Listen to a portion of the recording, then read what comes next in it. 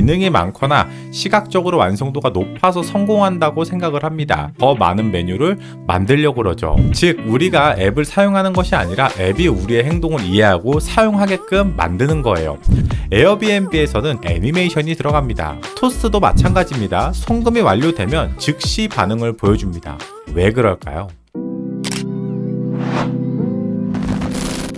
안녕하세요 여러분들, 디자이너 마디아입니다. 오늘은 평소 유튜브에서 시청자 컨펌을 진행하면서 시각적인 변화만 주는 내용보다도 제가 실무에서 어떻게 디자인을 하고 있는지에 대해 이론적인 이야기를 짧게나마 여러분들에게 말씀을 드려볼까 합니다. 여러분들 UX UI 디자이너 및 프로덕트 디자이너가 사용성을 깊게 고민하고 플로우를 설계하면서 디자인을 한다고만 생각을 하시나요? 반은 맞고 반은 틀렸습니다. 정확히는 한 스푼이 좀 빠져 있는데요. 추가적인 한 스푼은 이 영상을 보시면 아마 다들 이해하실 수 있을 겁니다. 여러분들은 하루에 스마트폰을 몇 번 정도 확인하시나요? 메시지가 온 것도 아닙니다. 알림이 울린 것도 아니에요. 그런데 무의식적으로 스마트폰을 우리는 열어보게 됩니다. 인스타그램을 열고 유튜브를 켜고 쇼츠를 보다가 정신을 차려보면은 1시간에서 2시간이 후딱 지나가 있죠. 많은 사람들은 이거를 나만의 의지력 문제라고 생각을 합니다. 내가 집중력이 좀 부족한가? 내가 스마트폰에 중독인가? 하지만 사실은 조금 다릅니다. 여러분들이 사용하고 계시는 대부분의 서비스는요, 이미 수많은 UX 리서치와 디자이너, 기획자, 마케터, 전략부터 등등등 여러 분야의 전문가분들이 심리학 연구를 기반으로 설계되어 있는 하나의 가상 공간이라고 생각하시면 됩니다. 즉 우리가 앱을 사용하는 것이 아니라 앱이 우리의 행동을 이해하고 사용하게끔 만드는 거예요. 오늘은 인스타그램이나 유튜브나 토스 같은 서비스들이 어떻게 사용자들을 계속해서 들어오게 만드는지, UX UI 디자이너가 어떤 고민을 하면서 화면을 구성하고 설계하고 그것을 시각적으로 표현하는지 짧게나마 여러분들에게 말씀을 드려볼까 해요. 많은 디자이너분들이 착각하는 것이 있습니다. 좋은 앱은 기능이 많거나 시각적으로 완성도가 높아서 성공한다고 생각을 합니다. 그래서 기능을 추가하고 기능을 개선하고 더 많은 메뉴를 만들려고 그러죠. 그런데 실제로는 사용자들을 붙잡는 거는 기능보다는 감정에 가깝습니다. 제가 예를 하나 좀 들어보겠습니다. 여러분들은 인스타그램을 사용하는 이유가 인스타그램의 기능이 정말 훌륭해서일까요? 혹은 인스타그램의 UX UI 디자인이 시각적으로 너무나 완성도가 높아서일까요? 아니면 단순 사진을 보기 위해서일까요? 유튜브 쇼츠를 보는 이유가 정보를 얻기 위해서일까요? 혹은 기능이 좋아서일까요? 혹은 편해서일까요? 혹은 유튜브 쇼츠의 디자인이 너무 시각적으로 이뻐서일까요?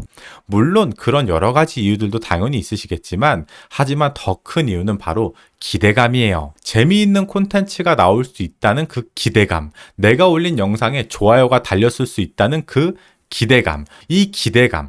사람은 정보를 소비하는 존재가 아니라 감정을 추구하는 존재입니다. 좋은 UX는 기능과 편의성만을 설계하는 것이 아니라 감정까지 설계를 하셔야 됩니다. 그리고 고민하고 집중적으로 분석해야 되죠.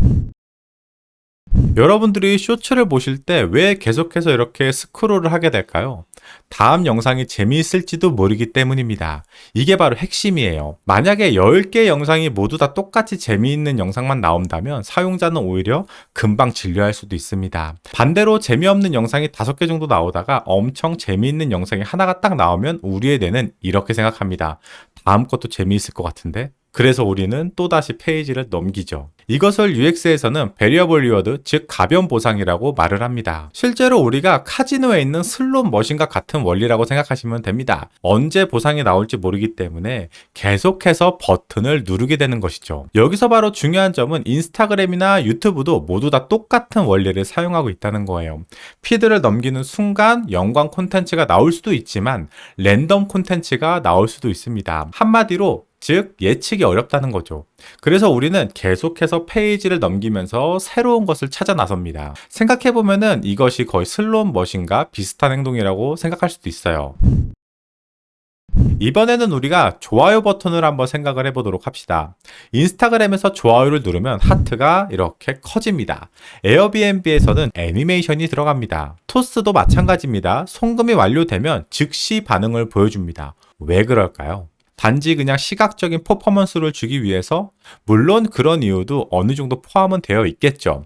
하지만 사람은 자신의 행동에 대한 결과를 바로바로 원하기 때문입니다. 버튼을 내가 눌렀는데 아무 일도 일어나지 않는다면 사용자는 당연히 불편함을 느끼겠죠. 내가 이 버튼을 누른 건지 안 누른 건지 피드백이 된 건지 안 된 건지 사용자는 헷갈리기 시작합니다. 반대로 즉각적으로 실시간 피드백이 제공된다면 사용자는 정상적으로 내가 원하던 결과값이 처리가 되었구나 라고 바로 느끼겠죠. 이런 애니메이션 처리는 사용자에게 멋진 시각 정보를 제공하는 하나의 디자인 수단으로도 사용되기도 하지만 디자인을 하는 근본적인 이유를 알아야 됩니다. 이쁘게 만드는 목적보다 사용자에게 피드백을 주기 위함이다. 이게 분명히 우선시 되셔야 됩니다. 이게 먼저 우선시 되고 설계가 된 다음에 시각적인 완성도나 디자인적인 퀄리티를 올려주시는 거죠. 아셨죠? 좋은 UX UI 디자인은 화려한 애니메이션이 아니에요. 사용자를 안심시키는 즉각적인 피드백입니다. 이거를 꼭 명심하셔야 돼요. 제가 생각했을 때 정말 잘 만든 UX UI 디자인 서비스 중에 저는 듀오링고가 있습니다.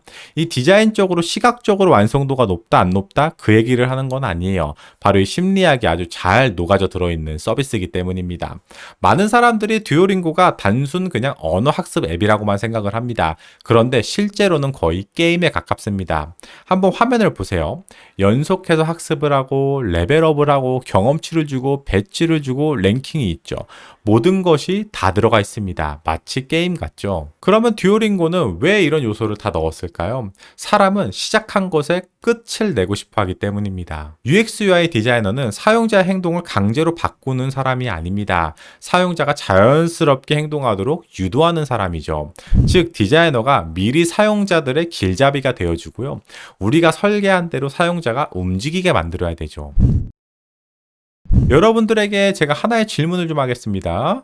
좋아요 3개인 영상과 좋아요 3만 개인 영상이 있습니다. 어느 쪽을 먼저 클릭할 것 같으세요? 대부분 아마 좋아요 3만 개, 후자를 선택하실 겁니다. 그럼 우리가 여기서 왜 그럴까를 생각을 해봐야 됩니다. 바로 사회적 증명 때문입니다. 사람들은 다른 사람이 선택한 거를 안전한 선택이라고 생각을 합니다. 그래서 많은 서비스들은 리뷰 수, 좋아요 수, 평점, 사용자 수 이런 것들을 지속적으로 반복적으로 계속해서 보여줍니다. 에어비앤비도 그렇고 유튜브, 인스타그램 등등등 모두 다 마찬가지죠. 사용자들은 본인 스스로 판단하고 움직인다고 생각하지만 사실은 여러 요소의 영향을 받고 그에 맞춰서 움직입니다.